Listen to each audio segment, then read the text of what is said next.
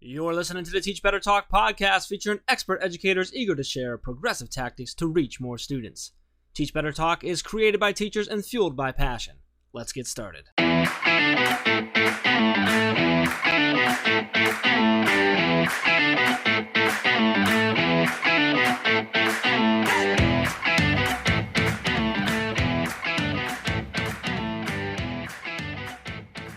Hey everyone, welcome to episode 271 of Teach Better Talk. My name is Ray Hewart. I am here with Jeff Gargis, and holy moly, did you hear that number? 271 people, and we are still here. That's a lot. It's a lot. That's a lot of Jeff. I don't know how you do it. I really don't. You know what? I feel like sometimes people just need to be acknowledged for the work that they do, and I appreciate you acknowledging that that's a lot of Jeff, and I'm still here, so I appreciate that. I acknowledge this is the work I do. This is a part of the work I do. This is part of you do work for this. Yes. We did have a conversation recently, and listeners, you know this already if you've ever heard Jeff speak outside of hosting this podcast, is Jeff never mentions that he hosts a podcast ever. It's like, Jeff, what do you do? Oh, I'm the co-owner of the Teach Better team, and I do blah, blah, blah, blah, blah, blah, blah. And then the guest is like, anything else? He's like, oh, I think there's this podcast thing I spend 3 hours every Monday doing. You know, Jeff Bradbury of the Jeff Bradbury Show and as tech coach, Jeff, when I was on his show, he goes, I noticed you didn't put podcaster on there. I'm like, yeah, I don't know why. I think subconsciously it's because these 3 hours that we spend podcasting every Monday are the worst 3 hours of my week. And I try not to tell people that I'm a podcaster because then I'm reminded. No, I don't know. I don't know why I don't.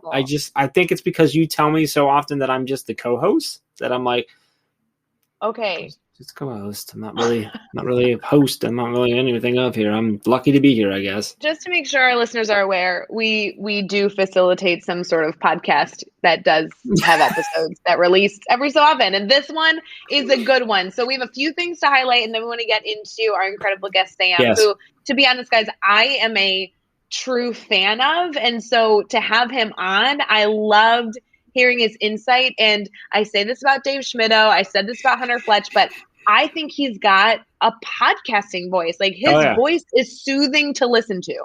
Yep. I'm telling you. Yes. I don't know. I know it sounds creepy, but these people after the podcast, sometimes they don't talk to me anymore. And it's like perfect. So it can be a little creepy. But Sam has a great voice. So guys, just get ready because this is are we about to spend 5 minutes talking about Sam's voice? Is that what's about to happen right now? Okay. We're moving on. All right, what are we touching on first? We wanted to tell them about something. What were we telling them about? No, honestly, I just wanted to make sure everybody was up to speed on the Teach Better Team summer webinars. We have a bunch going on this summer, as well as like 100 other things. But specifically, the webinars have an opening and closing date for registration. So sometimes it's helpful to be like, nudge, nudge, if you were thinking about wanting to do any PD this summer and wanted to take advantage of the Teach Better webinars, there are a number going on. So this is coming out June 21st-ish. Is that true? This podcast June 21st sounds about right, yes. Perfect. So just to be clear, if you are interested in like a grid method webinar where you're going to go through an entire webinar and build your very own student-ready grid, it just opened today. Or we are at least just celebrating it today, and we'll be celebrating it for the next few weeks, that Chad is facilitating a summer grid method webinar. I actually did one earlier this summer, and now Chad is kicking off another. So if you're interested in that, you can register for that webinar. That specific link. I know him. You know Chad? I know Chad, yeah. He's a good guy. He knows about the good method, so he's a good one to go through. That's true. Good. You know, I could tell you the webinars for these guys, but just go to the teachbetter.com homepage. Literally, it's on the homepage. Scroll down. It's right there versus me giving you the links. All right. Sorry, I messed that up. So grid method going on. Sorry, what else is there? That's my fault. Okay. I threw you off. You were on a roll. This is why I'm the co-host. It's fine. You're a disaster. So we do. No, I just think the webinar is going on. If you didn't take advantage of the one that I did in June, this one's starting in July. So it's just helpful if you're somebody that wants to get into exploring mastery learning, exploring personalized learning. That's available with Chad. We also have both intro grid webinars going on. So if you're somebody who's using the grid method, but you want to dive into how to bring it to your classroom, how to bring it to your parents, and really teach them the procedures and policies, there's 2 different time slots for that. And then we also have a standard-based grading webinar going on coming up soon. and a weighing in to get buy-in, which is an incredible webinar series that Dave and Caitlin are facilitating to start those hard conversations in your schools that matter most. So if you're interested, you can go to teachbetter.com, or you could go to teachbetter.com/professional development. You can see all of our webinars there and register. But I think it would be great if you're interested. You might as well sign up now. That way you don't have to remember later. Ray, can we do something that we did not talk about and is not in our plan at all? 100%. Those are my favorite plans. Can we give all of our podcast listeners a discount on the webinars? That's something we didn't talk. We should have talked about it, but we didn't. Can we do that? I want you to know that there's so many things on the team that we make as a group, and giving out coupon codes is the only thing that only you I just get wing approval it. on. Yeah. So if you say yes, then yes. So I'm gonna make it easy. We're gonna give one code that's gonna be for, you can use it on any other webinar series that we have this summer, and I'll make sure that happens properly, since I'm literally just making it enormous. What do you think we should do? You tell me. I'm saying let's do a coupon. You say how much it is. I will make it happen. Our listeners get it. It's done deal. 1,000% off. No, that's so we're gonna pay them to do it. I don't know if that's gonna work. I think you're out. This is why I don't make decisions. What I mean, do you want to do 25% off? Do you want to do 27% off? Do you want to do 50% off? Do you want to? I feel like 42 is a lucky number. Can we do a 42% off? We're gonna do. We're doing it. 40. Guys, you're so lucky. You're so lucky. 3 is my lucky number. I was gonna go 3% off, and that didn't work nearly as well. I'm writing it down. So 42% off on any and all. You can use this for all of them. So you can attend a grid method one with Chad, and then do the intro one with Ray. Then do the weighing into buying with Caitlin and Dave, so you know how to bring the grid method to your school. Then do the SBG one, so you know how to grade properly within a mastery learning framework. It's perfect, right? And you can get 42% off each one of them, because why not? There's a problem with this. I'm going to make it easy so I can remember it. You're going to use podcast talk, one word, podcast talk, and get 42% off thanks to Ray Heward. Guys, this is a really screwed up coupon. With that said, we're going to get in this episode. So Sam Demma, if you don't know Sam is he's a speaker. He's a coach. He works with youth. He's starting to do a lot of work with educators and with schools and stuff as well. This guy is, I'm sorry, I almost refuse to believe, if he didn't have such like a young kid face, I wouldn't believe that he's as young he is, because the dude's wise. He's got, so much value in this episode. We had a blast on his podcast, one of his podcasts, which was the High Performing Educator. You, Chad, and I, all three were on it, which was crazy, but worked out really well. And this episode here, you already said that you're a fan. He's got the voice. He's also got the value, and he really shares it throughout this entire episode. So we know you're a fan. I am a huge fan too. Let's get an episode 271 with Sam Demma. Hey, what's up, Teach Better family? It's Jeff, and I wanted to make sure that you were aware of all of the webinar series that we have going on this summer. Our summer webinars kick off with our first series, which is a 4-week, 8-session series with Ray, all about the grid method. Also this summer, we have a grid method webinar series with Chad Ostrowski, the creator of the grid method. We also have 2 webinar series with Ray, all about building that introductory grid to get things rolling in your classroom. We've got Dave Schmittou and Caitlin Giordano talking about how you can get important conversations going in your school building or district with our Weighing In to Get Buy-In series happening in July. And then wrapping things up in August, we have our standards-based grading webinar with Dave Schmittou. To get all the details and register, head over to teachbetter.com today. All right, we are here and we are chatting with Sam Demma. And Sam, it is so awesome to have you on the podcast. We were just talking about how the episode where Chad and Ray and I were on your podcast came out just a little bit ago, and we so enjoyed, one, being on there and recording with you, but then hearing it back again and hearing it, a little bit later, and getting so much awesome feedback about, the episode and how good of a host you are and all like that. So Ray was just saying before we got started that she's excited about the fact we get to kind of flip the mic on you, which is one of our favorite things to do, is when we have a fellow podcaster come on and we get to spin the mic around. So super excited about that. Super excited to dive into your story and what you're doing. But before we get too far into that, man, how you feeling right now? I'm amazing, Jeff and Ray. Thank you so much, first of all, for having me. I'm super excited to be here. I'm tuning in from Toronto, just outside of Toronto, Canada. We're coming off a long weekend here in Canada, so got some good sun, and there's no better way to end this long weekend for me than to chat with both of you on this podcast. So I'm super pumped. I'm excited. Oh, it's going to be so much fun, Sam. I'm so excited that you're here as well. Before we get started, some of our listeners may not be connected to you, and I want to make sure that they are. So, will you tell us a little bit about your backstory, kind of answering that age old question of like, hey, Sam, what do you do? Yeah, I appreciate you asking. I'll assume that no one knows me. My name is Sam Demma. I'm 21 years old. My story in a nutshell, if I was to ask you, Ray and Jeff, what did you want to be when you grew up, when you were a kid? Like, what is the answer that comes to mind? And maybe, Jeff, you can kick it off first. Dentist. And Ray, what about yourself? I wanted to be Jeff's best friend. Depends on what. Well, no, Sam. It depends on when you're like when I was young. Like what age are we talking about? 'Cause I was young for a long time. Yeah, let's talk about. It changed a lot. Let's talk about very Jeff young, when is you were like 4 or 5. ancient now. So we don't need to go. We don't need to get back into that. That you have to go to listen to the episode on Sam's podcast to hear that. When I was really young, it was a dentist. Nice. It very quickly changed into a hockey player and then into a rock star. So and then a podcast host. No, I've never wanted to be that. What? Ray, What? What about yourself? Hey, Sam, do you want to be my new co-host? I'm looking for a new co-host. I think you and I could vibe. This is good. You're putting me on the spot live. This is crazy. What about yourself, though, Ray? What did you want to be when you were 4 or 5 years old? Oh, I for sure want to be a dance teacher, without a doubt. Nice. No, it's awesome. And I asked because of, like, I think that, even you as the listener, when we're all young, we have this dream that we have when people ask us, what do you want to be when you grow up? And we blurt it out. And, for me, it was professional soccer. By the time I was 13, I moved to Italy for 6 months, was living with over 25 international athletes. We were training 2-3 hours every day. Came back from that experience, didn't sign a professional contract, but I was exposed to the professional culture. And, soccer aside, there was lots of pasta, pizza, and gelato. I gained about 10 pounds, but we don't have to talk about that part of the story. Oh, I kind of want to talk about that part. No, go ahead. Keep me going. And by the end of the 6 months, I came back home. No, like I said, no pro contract, but I was exposed to the pro culture. And so I knew what I had to do if one day I wanted to play at a high level. And so what that looked like for me was starting high school, sacrificing everything in my life if it didn't support that goal and dream.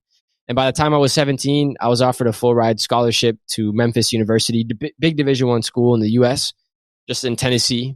And unfortunately, I ended up tearing my cartilage in my left knee a week before the tournament opportunity where they were going to finally sign the papers. And that led me down a 2-year journey of undergoing 2 major knee surgeries. I tore the labrum in my right knee, didn't operate on it. The cartilage in my right knee, didn't operate on it. Tore the labrum in my right hip, also didn't operate on that. And after 2.5, 3 years of trying to get myself back into the game, I finally made the toughest decision of my life, which was to stop.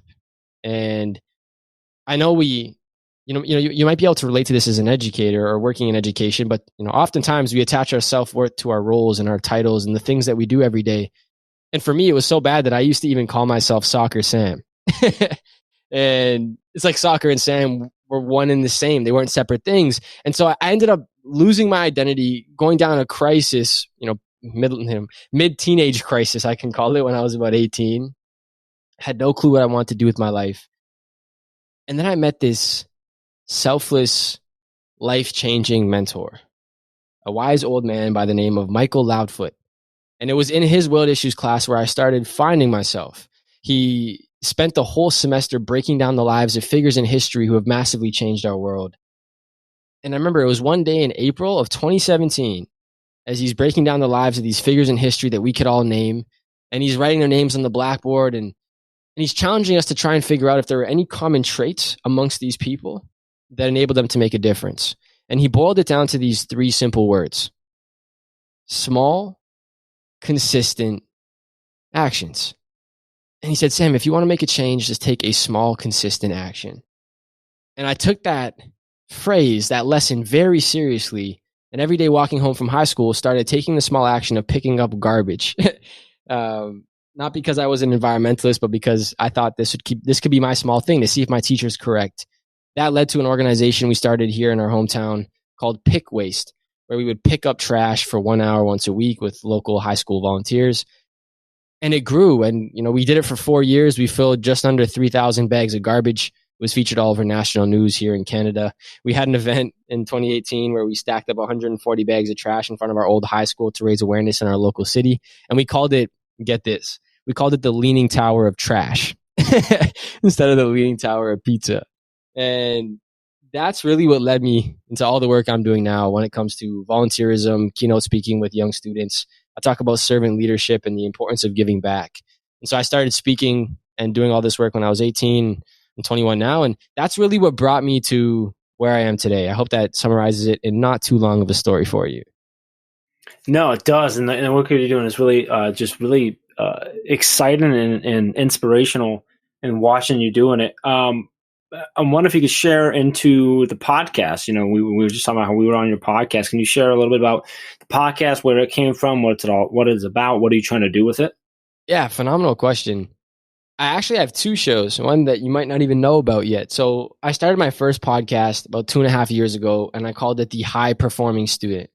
And I interview people of all walks of life on that show, as well as do a ton of solo episodes. And everything is geared towards supporting, helping, empowering, and equipping young people. It has over 44,000 downloads, over 186 episodes. That's one of the podcasts that I've been running. There's another one, though, the one that you're referring to, that I started back in May of 2020, that's a year ago, called The High Performing Educator. Because when COVID hit, I figured students, not only students, but also educators need support during this time. And I didn't consider myself somebody who understands totally the world of an educator at this point in my life. But I knew that I could talk to cool educators and get them to share their awesome perspectives and unique journeys in the hope that it would help their peers and colleagues around the world. And so that's what I started doing. I reached out to some educators I knew and I said, hey, can I interview on the show? I'd love for you to share your journey. And, you know, that first invite was to a gentleman named Dave Conlon back in May. And now I've done just under 100 interviews in the past year. Wow. And I was aware of the other one. I knew both of them. But yeah, I really appreciate you mentioned that too. And we had a blast on that podcast. It's very well done. I've told many that you are just an incredible podcast host, which if you couldn't tell, we asked him a question and he flipped the question on us, which just shows you how good he is at this. So appreciate that, man. I'm excited about this one. I want to get into this. This is my favorite question. And I say this, I think every episode I say this is my favorite question. And that is talking about a story of failure. So I'm hoping you can share with us a story of a time that you've had a failure that you've had to overcome. Take us there with you. What happened? How did you overcome it? And what did you pull away from that experience?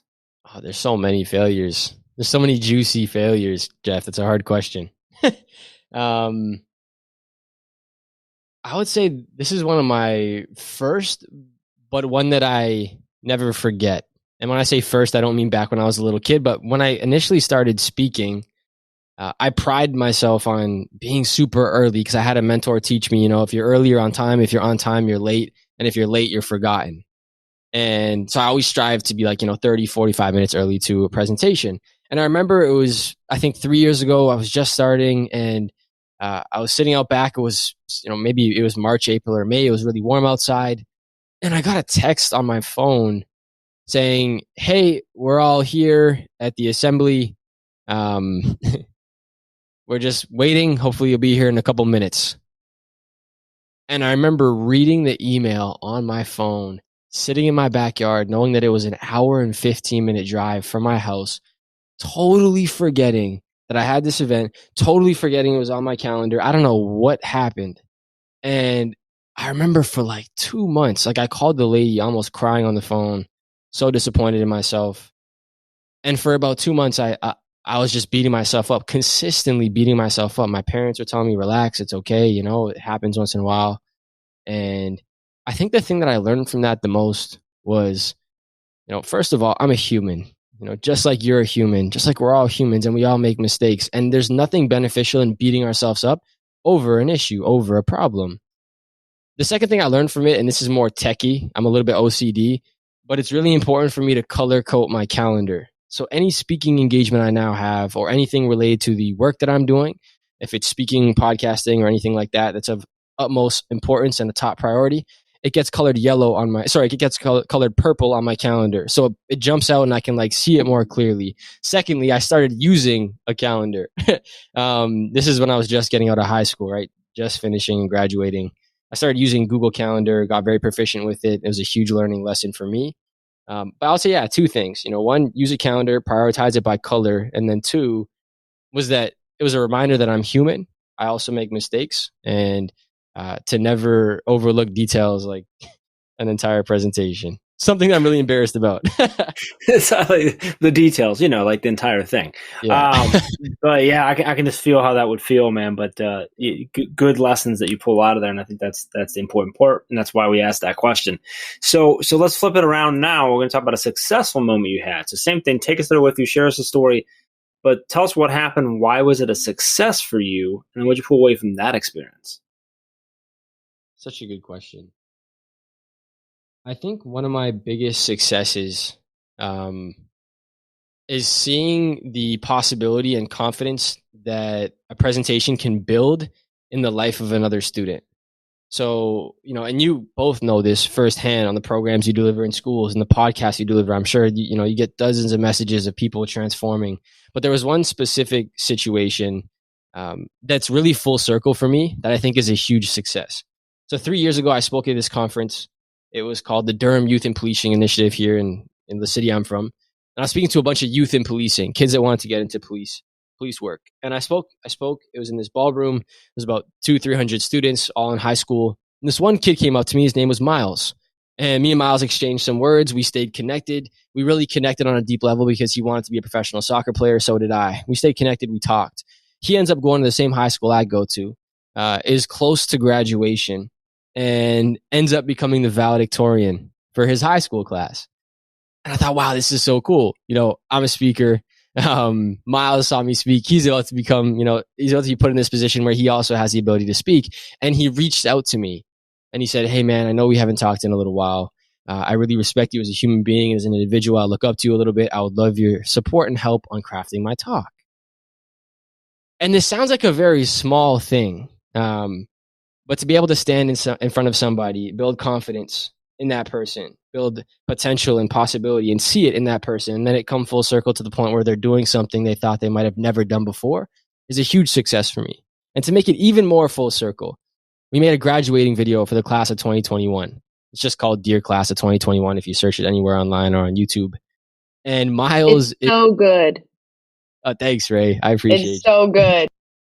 So I think the coolest full circle moment of that as well is that Miles not only reached out and asked me for advice on his own speech, but he acted as the student in our video because we filmed it in the studio, and he's the graduating kid sitting at a desk in a gown as we're going through the presentation. So that was probably one of my most recent things that stick up in the front of my mind, and a success that I'm really proud of because he's grown into an awesome young man.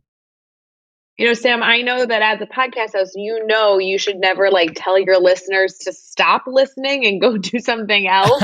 Yep. But I'm going to just half break a rule. Don't leave the podcast. Leave it playing on your phone or wherever you're listening right now. But go over to Sam's Instagram, go find this video, and at least bookmark it and save it. So after this podcast episode's over, then you can go watch it and experience the whole thing. Because that way you don't forget. I'm just trying to help you remember, people. That's why I'm here. Thanks, Ray. Sam, something I really enjoy about listening to you speak, whether it be as a host of your own podcast or even just here when we're flipping the mic, is I love the passion you exude. I love I don't know how to describe the place in which you speak is so inspiring. I really love the tone of voice that you use, the storytelling you use. I think you really truly have a skill in this, which is why it doesn't surprise me at all that you've been incredibly successful. So when it comes to the work you're doing in education, all the work you're doing in education, what do you feel like is keeping you most excited these days? What are you most looking forward to? I think it goes without saying, you and Jeff, and if you're an educator listening, you probably want this just as much as I do. And hopefully COVID's behind you where you're from now. The thing I'm most excited about is doing shows again in person, doing work in person. Mm-hmm. There's just something you can't replace, that human interaction.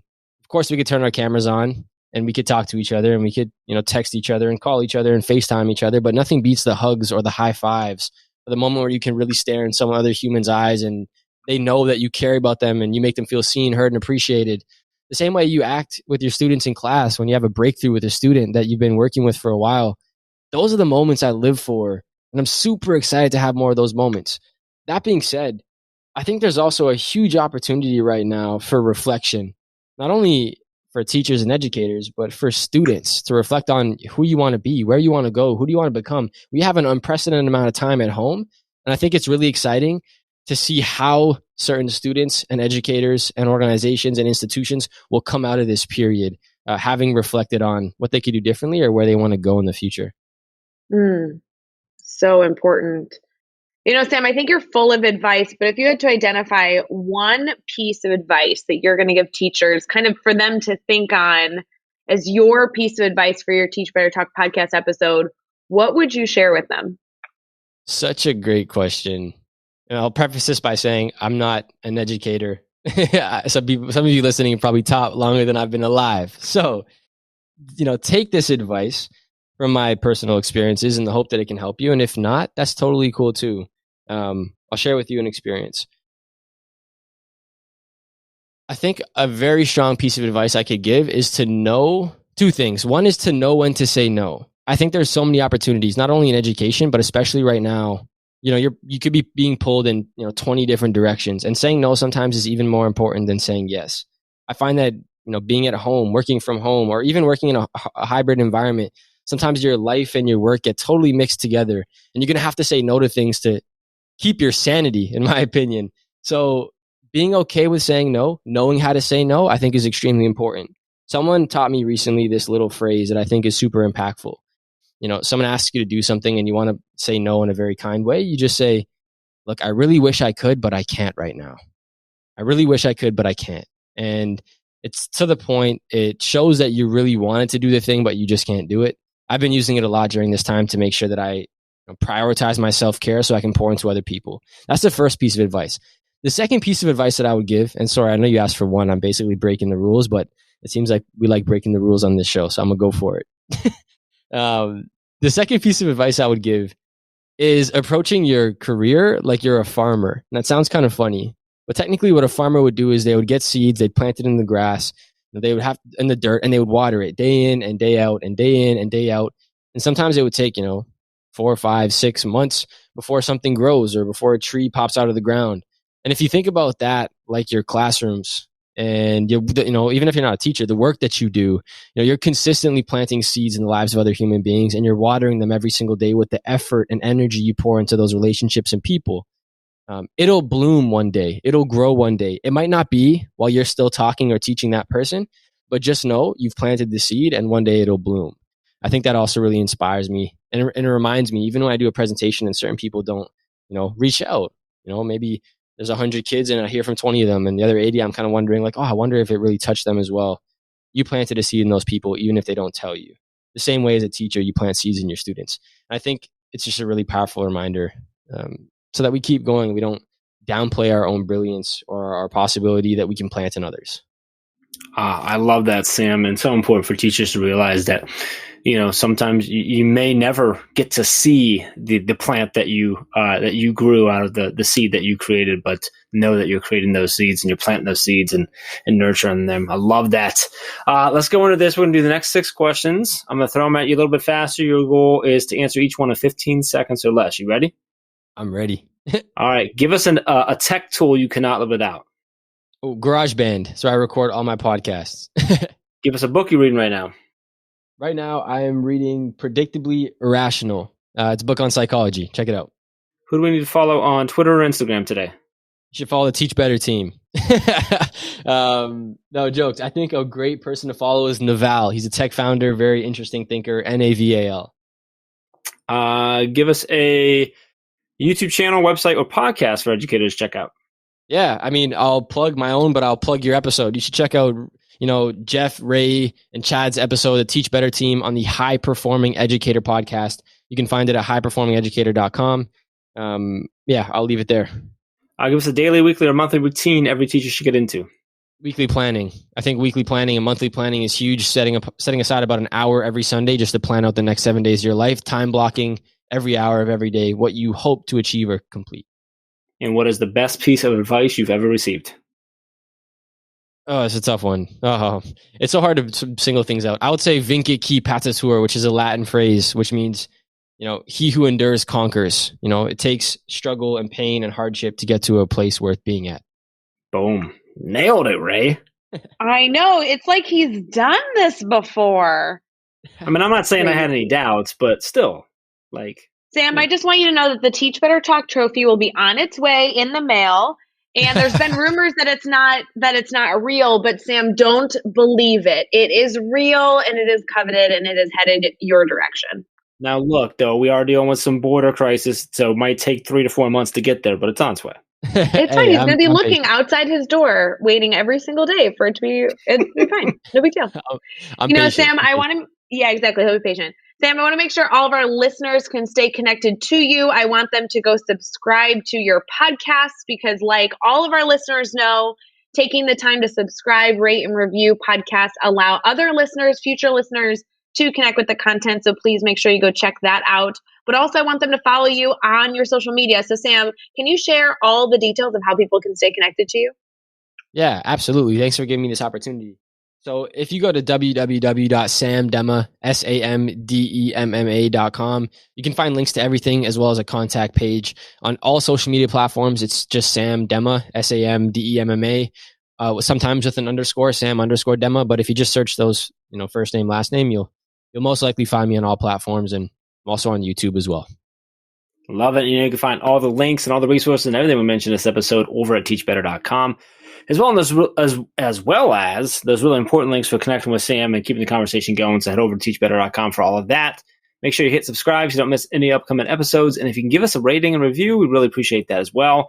Let's keep taking this one step further. Think of just 3 of your colleagues who need to hear these amazing stories and connect with these amazing educators and just share this podcast with them. Sam, man, it was awesome having you on here. You did not disappoint. We had the bar set high. I'm not going to lie. We just did after our episode with you. But really appreciate you coming on, sharing your story and your insights. I'm super excited about the things you're doing, where you're going to go, and really excited for people to listen to this episode, man. Thanks for taking some time with us. Yeah, you're so welcome, Jeff. Thanks for having me, Ray. Thanks again. It's a pleasure meeting both of you, and I look forward to seeing all the work you continue to do. Thank you so much for having me on the show. And until next time, let's get out there and let's teach better.